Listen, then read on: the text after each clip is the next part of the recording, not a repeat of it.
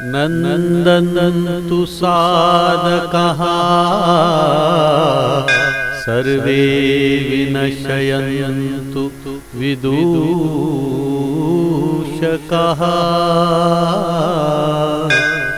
अवस्था शाम्भवी मे अस्तु प्रसन्नोऽस्तु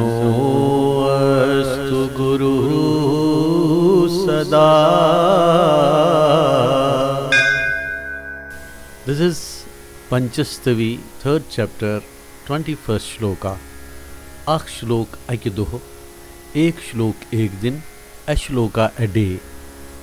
ये पंचस्तवी के तीसरे तव का 21वां श्लोक है।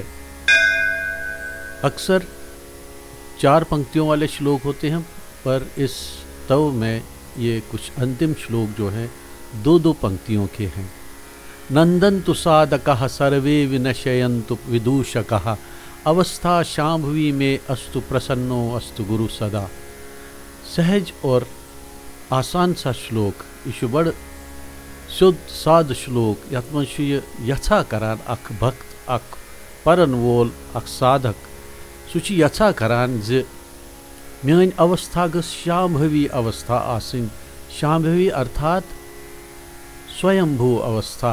स्वयंभू अवस्था अर्थात यमिज वनान सेल्फ मेड युस पाने आसान बनोमुत पन्ने मेहनत सतन, पन्ने साधनाय सत, पन्नो सुविचारों सतन, पन्नो सद्बुद्धि सतन, अपने प्रयासों से जो स्वयं बने।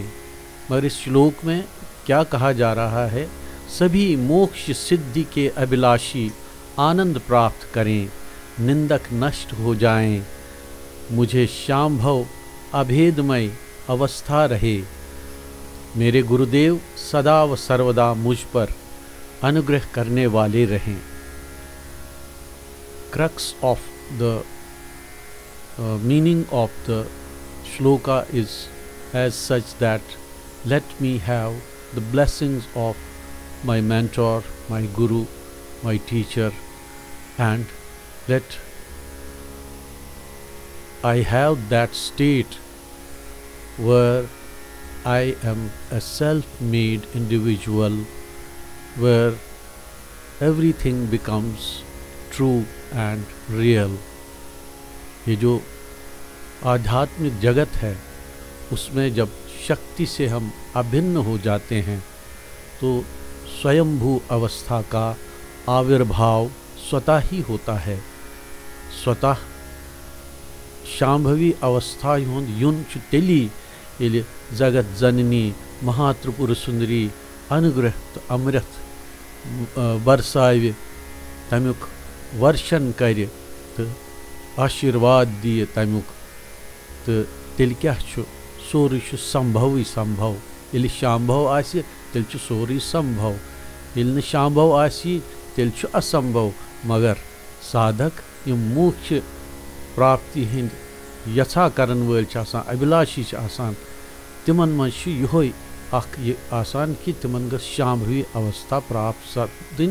तो यम जन गुरुजन तिम गसिक सदा खुश रोजन, गुरुजन हमेशा प्रसन्न रहें। ओम महात्रिपुर सुंदर्यै।